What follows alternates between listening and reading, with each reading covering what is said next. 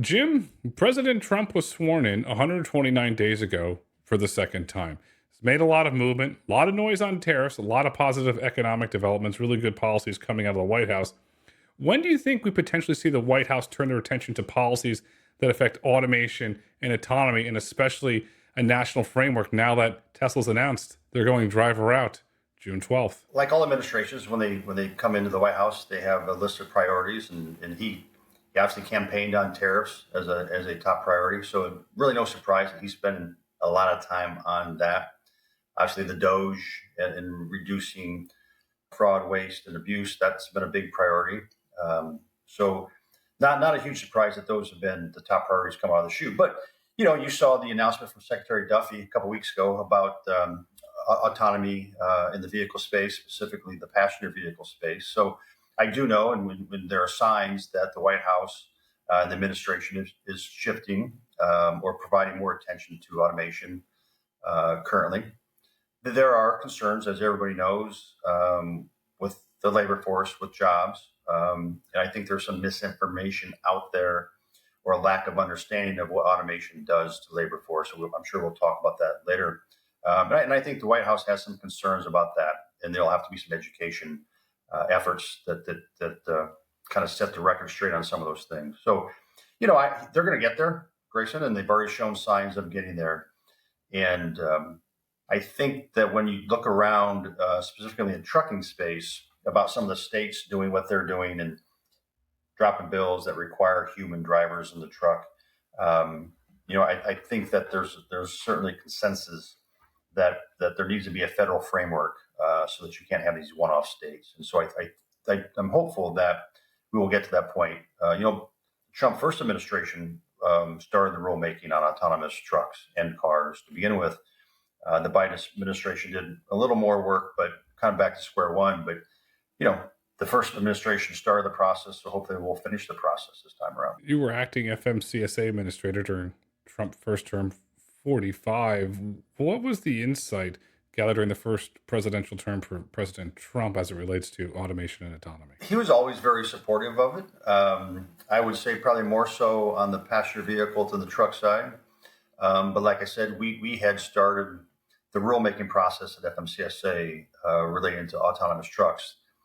At the FMCSA, rulemaking is a three-step process. You have a advanced notice of proposed rulemaking, then you have a notice of proposed rulemaking, then you publish the final rule. So we had started the first of those three steps, the advanced notice of rulemaking, ANPRM, and had taken notice and comment on that, and had essentially finalized the next step, which is the notice of proposed rulemaking, the NPRM. And then COVID hit. And when COVID hit, that changed obviously priorities across the entire administration, including the DOT. And so we in part ran out of time, and in part because of the pandemic and all of the issues with the driver force and the drivers being on the front line, making sure that we all got our goods, our food, our medical supplies, that I think that might have changed the appetite a little bit on proceeding with a rule that might have some opposition from those folks. So, we started it, and I believe the secretary and the deputy secretary at the DOT are both supportive of autonomy, again, both passenger car and trucks. And I do believe that we can overcome the concerns that the administration and the White House has as it relates to jobs. Again, there's lack of information or misinformation and misunderstanding. I mean, there's studies out there, as you know, Grayson. There's going to be a net positive jobs created by automation versus today's trucking industry. So we just need to be better at educating folks on the benefits of autonomy and jobs because of autonomy. Autonomy is good for the economy. Autonomy is going to create jobs. And this week, I'm super proud and I'm very thankful that you accepted the board's appointment to become the executive director of the Council for Economic Resilience. Thank you. And the board thanks you as well. There's a lot of misinformation. There's a lot of boogeyman tactics, and we're going to work to solve this, to talk about the positive benefits. I want to ask you, this is a hypothetical situation because you had the experience. If you look back at COVID, And let's say, and you accelerate it 20 years from now, and autonomous trucks are running. Do you think that the public would have began to trust that technology? Some of this misinformation would have went away because those trucks would have been rolling 24/7. We wouldn't have had the toilet paper lines that we had at Costco. We wouldn't have everybody remembers that the my wife is Greek, so the Windex and then the Clorox wipes and all of that stuff. That could that have helped if we had autonomous trucks? Oh, absolutely. I mean, it was, oh, without a doubt. And again, the position I was in when COVID hit, I saw firsthand what it took to keep the supply chain moving, right? And because you solve a pain point here, and then there's a pain point here. You solve that. It's just, it's called this chain for a reason, right? And so the automation of, and it's not just trucking, right? But in ports, right? We saw stacked up at ports, all these things, all these pain points that were slowing down the supply chain. Automation across the board would help that. Autonomous trucking, a lot of folks, until I see it, I don't believe it. And so it's kind of a catch 22 until you have fully tested it and society can see that it's safer, that it's more efficient, that it doesn't decrease jobs. But you got to be able to get there to prove it, right? And so it would definitely have been a tremendous help during COVID had we had autonomous trucks. And I've often said, and others say it as well, that if you're a truck driver today, there's absolutely no question that you're going to be able to finish your career as a truck driver. And my guess is, if you're a truck driver today and your son or daughter wants to be a truck driver, they're absolutely going to have an opportunity to do that. It's just going to be in a different application than today. And when we talk about the benefits of autonomy and automation, you mentioned COVID. I think that's just a prime example of our lack of resiliency in our supply chain. And are we ever going to see another COVID? I don't know, right? But cybersecurity threats are at an all-time high. I mean, we all know that our enemies are figuring out ways to shut down our supply chains, cybersecurity threats. I can't even imagine the number that have been stopped. If we all knew the amount of cyber threats that have been stopped, I think we'd all be terrified. And so we haven't seen the last of threats to our supply chain. And if you have automation, that of course reduces the effects of those threats if they ever come to fruition. It reduces the threats and it reduces what I think is the most important aspect that's not talked about and hopefully we'll talk a lot about here at CFER is inflation. If you look at supply chain resiliency, you have that, you lower inflation because if a mom can go to the grocery store and afford to buy milk and afford to buy eggs, that's a game changer. Automation can do that for you. Oh, without a doubt. And it absolutely will reduce costs, stop inflation. But think about the opportunities in some of the markets, right? So produce coming across the border or coming from Florida. If you have automated trucks, you've expanded, you almost doubled your range in the day, right? That you can get the fresh produce from the South to the Midwest.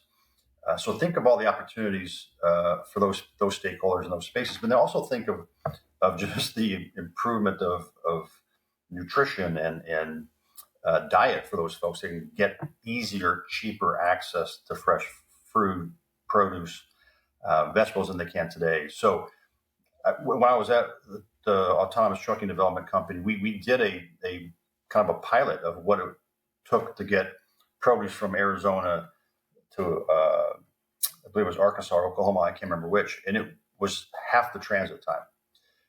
I was getting calls, we were getting calls from Australia, Europe about, wow, I mean, we could really, really use that, here. So let's talk more about, and it was watermelons. So what we thought was just, hey, some watermelon runs and try to prove out how that could improve transit time of fresh produce. And we're getting calls from around the world, right? So it has tremendous benefits aside from just inflation, keeping inflation down as it relates to consumer goods. So you had the resiliency, keep costs down, increase access to different products that we don't have access today without having to pay more for it.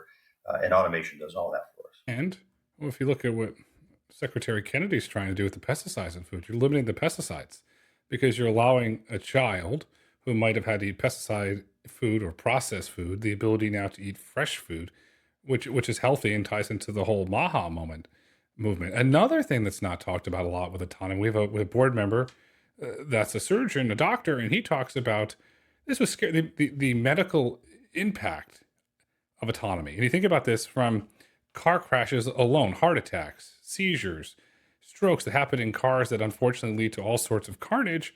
With automation, that goes away. And if you look at the impact that has on GDP, that's pretty ginormous. So it's not just inflation, it's a healthier society. Yeah, it's healthier.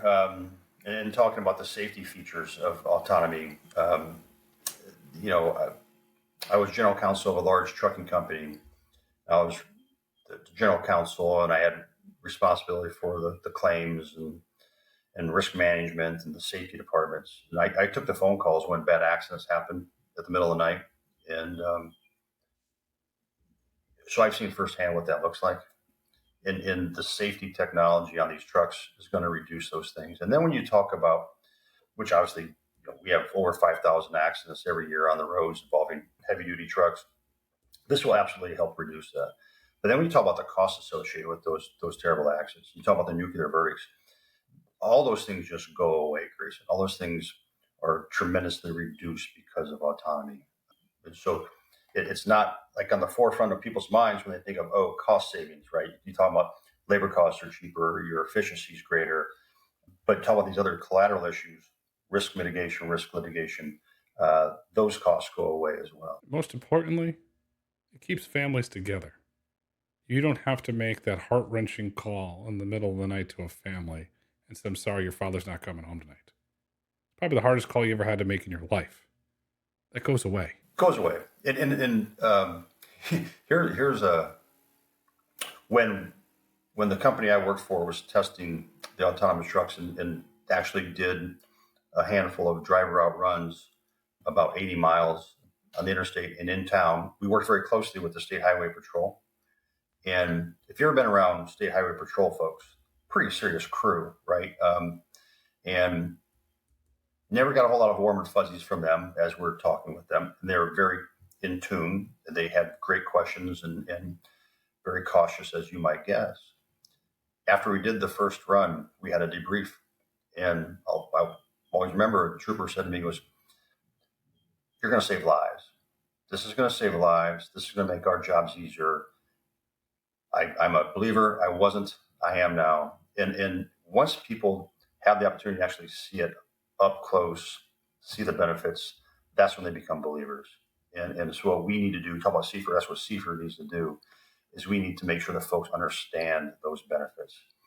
What Aurora is doing, what Kodiak's doing, as they continue to accumulate more and more miles and applications, folks will understand exactly all the benefits of this technology. And then you can also get some of the folks who, rightfully so, I read an article the other day, Grayson, the truck driver said that she had sensor problems on her truck because of rain, right? Well, I'm not sure what truck she was in. I don't know what type of sensor she had, but you and I both, everybody in this industry knows that the high-tech sensor stack, right? Rain is not a problem. I've seen it. You've probably been on a truck in rain. We've seen it. It can handle rain. It can handle snow. It can handle those things. And the more and more data and real life experience where it does handle those things, and people get to understand that the capability of this technology, all that noise goes away, right? I don't really mean, I shouldn't call it noise because it's a legitimate concern, but it's also a little bit misinformed or misunderstanding of the level of technology that's on these trucks. So, that's my duty. That's your duty. CFER's duty to try to help. There's other industry that are doing this, right? But the more the merrier. And so I think that if we can get the federal framework in place, right, and so that we don't have these skirmishes on a state by state level, and you get the federal framework in place so that the developers have some certainty, that investors have some certainty, and you start to get greater penetration in the marketplace of autonomous trucks out there, people they'll figure out that this is a game changer for not only the supply chain, but for our economy and for our country. It's a game changer for our economy. And America needs automation. America needs autonomy. America is built on resiliency. America always shows progress. America always leads. And I sit here as a US citizen watching what's going on in Europe with China now exporting autonomy to the mainland of Europe. They've exported now looking into parts of the Caribbean through BYD. And I'm calling the initiative China's new autonomous Belt and Road Initiative. And at some point, if we don't have a national framework, it's going to come to America, and that's going to get really, really scary. If you read the public statements, you watch the video Secretary Duffy has posted, and actually, Secretary Duffy, for the record, in my opinion, has done an absolutely fantastic job. And recently, last week, he visited Mr. Musk at Giga in Texas, and Mr. Duffy spoke openly about an autonomous vehicle framework and the threat that China is poses to the United States. He gets it. Does that help the momentum when Secretary Duffy meets with President Trump and say, "Sir, look what's happening. We have to act now for the sake of America, our economy, and all the societal benefits that come with this"? Oh, I think absolutely. And I think if you look at just, you know, truck manufacturing, truck and car manufacturing and sales in general, you mentioned Europe. The European truck market or auto market is in bad shape, right? China is increasing their market share in Europe while the European automakers are losing market share in China. And that will continue if we don't have policies in place that prevent that from happening. And if we don't put a federal framework in place, then the stuff up to the states, and you're going to get states popping up. And there have been great efforts in preventing any states from promulgating any legislation or regulation to date that requires a human and driver. But there's plenty of states out there that are trying.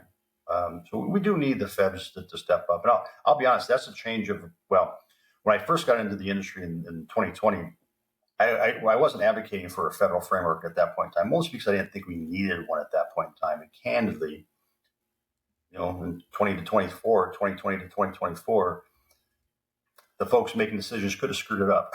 So I wasn't advocating for a federal framework at that point in time. But I think the technology's matured enough that we talk about the proliferation of autonomous trucks and cars. It's sufficient now that it makes great sense to have it, and it's needed. But we don't want to be in a position where China is controlling the autonomous movements of goods in the United States. I don't know that it'll ever happen, but that's certainly not something we want. I can't believe that Europe wants it. China's been this long game, right? We all know it. They've been in this long game for years, that they want to be the world's super economy, and automation and autonomy are critical to achieving that status, and we can't let them get ahead of us. No, we can't. China wants to be the world leader, dominant AI by 2030. They're very public in those statements. On the state level, you're right. I call it a game of whack-a-mole. This state goes driver and bill. This state goes driver and bill, and the chorus is, "Oh, it only affects trucks." You and I both know you pass a driver and that affects trucks weighing over 10,001 gross pounds. Eventually, it's going to go to vehicles. They're not going to stop there. On the state level, how did you get the passenger side of autonomy and the truck side to come to autonomy to come together and say, "Look, we're all in this together. This is going to have a really positive economic benefit. We're all in this together"? I think the developers, they do, they try. I think what is needed is we need some grassroots support for both of those things, right? And I think that's something that CFER can add. I think we need to do a better job of getting supporters of automation and autonomy into the forefront. I think that there are some groups now that are controlling the narrative about whether it's the job, the workforce, whether it's the safety. Certain special interest groups that are controlling that narrative now, predominantly. And if you can get the grassroots folks who are believers in these technologies that understand the benefits, to get them to raise their hand, to use their voice, and tell their delegation in DC, tell their state legislators that no, we are supportive of this. Then I think that the naysayers, right, their volume starts to become overcome by the volume of the supporters. And it's not just the developers themselves. We need those grassroots efforts so that people that the folks that are making decisions understand that their constituents are actually in favor of this. And as you know, CFER is going to concentrate quite a bit on that type of activity. Um, until that's accomplished, I think that we're kind of stuck a little bit in neutral on getting society approval and support for these technologies. Because if you look at it, on road, off road, maritime, society for the most part does not have an understanding of the benefits of automation and autonomy. Years ago, before I founded CFER, I was kicking around the idea to the autonomous trucking folks. So let's do a grocery store day. Everything in this store is brought to you by an autonomous truck. And this is what the savings would be. And do it in Arkansas, do it in Omaha, do it in Bakersfield, California, and show the public this. Great idea, Gray. Great idea, but we're not going to fund it. We don't have an interest in that. That's just a gimmick. You and I know it's not a gimmick because the public, they can see the benefits. They can feel the benefits. That's the thing. They have to feel and experience the technology and experience the benefits. And then all suddenly, now the narrative starts to change, and special interests that beat this very loud media drum and roll people out are spreading misinformation. And the problem is, I'm going to sound like President Trump now. Fake news, fake news, fake news. But the president does a really good job of calling people out, and maybe that's our job here at CFER is to call out the bull donkey dust that's being spread about this technology. Yeah. So trucks move over 70% of the nation's freight, and by all accounts, it's going to continue to increase. And on the flip side is the demographics, the age demographics of truck drivers is that it's getting older and older every year. Less and less young people want to get into the industry, which is a shame because it's a tremendous industry. And I want to be clear on that.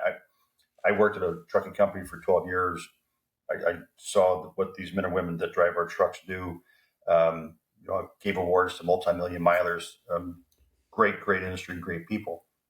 But if you look at the fact that the freight movement by trucks rising, but the demographics, we all know that the capacities, the supply of truck drivers is going down. It's going to continue to go down. There's got to be something that helps gap those two changes in direction, and automation is absolutely that. So when I was at the trucking company I worked for, we had a driver appreciation night at the local the AAA baseball team, and I got told I'm going to give the opening remarks to the fans, and I said, "Hey, look around! You got the bats, the balls, the beer, the hot dogs, the popcorn. All that got here on a truck." And literally, you can see heads nodding. I mean, people just don't really give that any thought. But then when you start talking about everything that they use on a daily basis came to them on a truck, that makes it real. And then when you talk about the fact that you can make that product, maybe not cheaper, but certainly no more expensive throughout automation, and that they're going to get it when they want to get it. That's when people are to understand the benefits of autonomy. Do you think a lot of this now is amplified because I'll call it the Amazon effect? You order something, you want it within an hour, 2 hours, the next day. I remember in the old days, you get out a catalog, you wait 2 or 3 weeks. Is that Amazon amplifying that? Because if you look at Amazon warehouses, the majority of those are fully automated. I think absolutely, right? I mean, if we don't do something to shore up our capacity, our supply chain, that's no longer a reality. At some point in time, something's going to give on there. You can't continue to haul the same amount or even more freight with less drivers. It just doesn't work. And so something's going to give. And that's when people start to pay attention, right? In some areas, you can order a toothbrush and a comb at 8 a.m. and it's at your doorstep by 3 p.m. in some cities, right? If we don't have sufficient labor force to fill all those things, then that's going to change, and people are going to understand that. Oops, we got a problem now. We have a big problem because now society's accustomed to it. And the other thing that's not talked about, which we're going to do a lot of work together with CFER, automation and autonomy is a job creation platform. It's a platform where things could be built on. I want to do a lot of work in the inner cities. There's a lot of these individuals, you go spend time in the inner city, they have dreams. They want to be a pro sports athlete. A lot of them football or basketball. And I did this thing with video games years ago. I said, what's cool? You can own the video game company. You become a programmer. Really? I can own that? I said, yeah, what's even cooler? If you sell the company, you can own the franchise. How cool is that? and their eyes light up because think about you have the developers that build the autonomous driving platform. Then you could have this student that we go into an inner city or we go into a community or vocational school, light bulb goes off. He builds a sensor stack or something that goes on top of it, or he builds an optimization software platform. We just changed that kid's life. We changed his kid's life. We changed his whole family. We changed his neighborhood. That has a positive impact. That starts to have meaningful meaning. But yet, some of these special interests, they try and stop it. Why? I don't know. I suppose their jobs. I mean their own jobs, right? So the labor union folks, they have nice jobs, and a boogeyman always helps protect those nice jobs from time to time. And so we just need to correct the narrative. It's really kind of that simple. And the studies, the data shows, and by the way, some of these autonomous developers, they're already working with community colleges to develop the skill set to work in autonomy, whether it's on the sensor side, on the tech side. And speaking of driver shortage, there's also a huge tech shortage in trucking today as well. So there's tremendous opportunity. And we talked earlier about the fact that young folks don't really want to be on the road, 12 days out of 30 days of the month, which, by the way, is on the short end for some jobs. And what better way? It's low entry, low barrier entry, doesn't take a 4-year college degree, so you're not getting into debt. And you're probably at age 19, 20, you have a very marketable skill set, making a nice wage. And you get to go home every night, and you get to raise your kids, you get to do all those things. So I do get the concern about folks losing their jobs that they have today. But again, there's no way all those jobs are going to be replaced by autonomous trucks or even robo taxis today. And so I would say, hey, maybe if you're open to advancements in technology and maybe you are providing a service to your kids and your kids' kids, if you're not just a great big hard no on some of these things, you're going to keep your job, you're going to have your job, but guess what? You're going to help provide greater opportunities for your kids and your kids' kids. And I absolutely believe that to be true. And if we can convince folks of that and take away some of the juice of autonomy and automation is going to take over every job. It's mine today, it's yours tomorrow. Watch out. That's just a false narrative. And I do truly believe a lot of it is because the folks that are, driving that narrative, they're protecting a nice job. But they're doing it to the detriment of society. And you brought up a very key point, and I'm going to cite public data on this. Student debt. It's out of control. It's an albatross around individuals' necks. There are countless individuals in their 50s that are still paying their college loans. College tuition is outpricing inflation over 100%. Some schools are $100,000 a year with room and board. So you go to 4-year school, that's $400,000, tack everything on, let's call it $500,000. By the time you pay it off, $620,000 is an albatross around your neck. What the industry is starting to do, Waymo has started, is apprentice programs. Come start, because it's a logistics industry at the end of the day, and you know this very, very well from your experience, both on the traditional trucking side and the autonomous truck side. It's logistics. Apprentice program. An individual can come, start an apprentice program, zero debt, make a high-paying job, and then eventually walk out of there as a millionaire because the example is Tesla has printed more factory worker millionaires than any company in history because of the stock options. But yet Elon is this boogeyman. He's the world's greatest entrepreneur in our generation since we've been alive, of what he's built and what he's continuing to build. And he's printing millionaires. But yet you can't say that.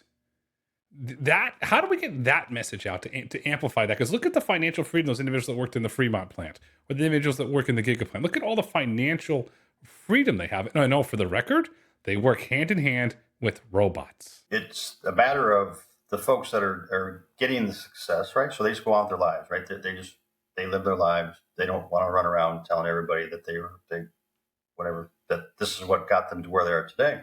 Whereas those who are, again, buying into the false narrative, right? That it's going to take my job. They're the loudest. And so you're right. We have to do a better job of touting all the benefits, economic and otherwise, of automation, because it surrounds us. You're right. It absolutely surrounds us.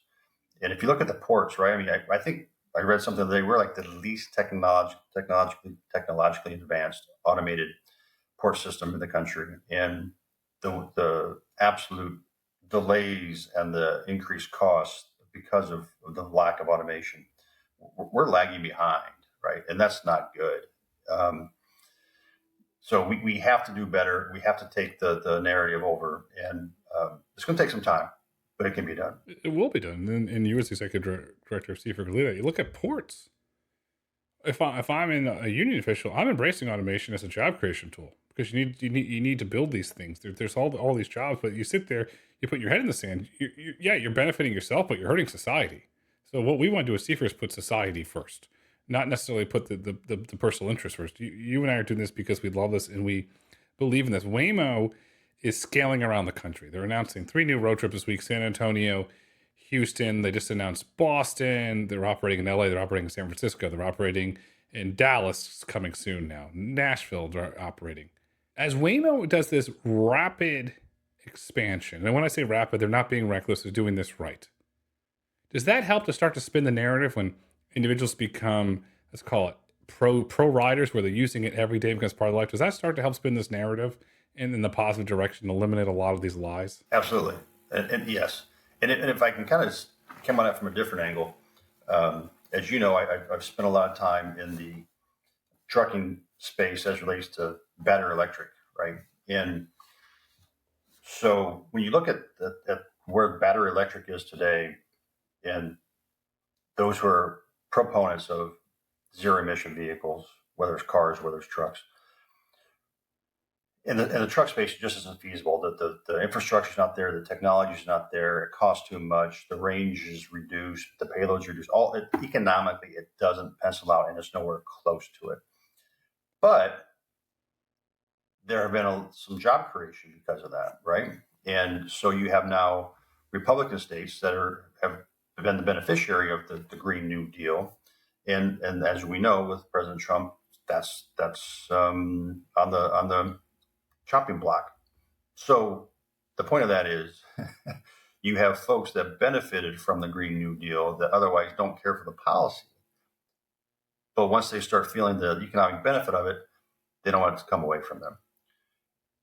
And so I think it could happen in the other direction when folks start to see in their bank accounts, their pocketbooks, that this automation process, this autonomy transition, is economically beneficial for them.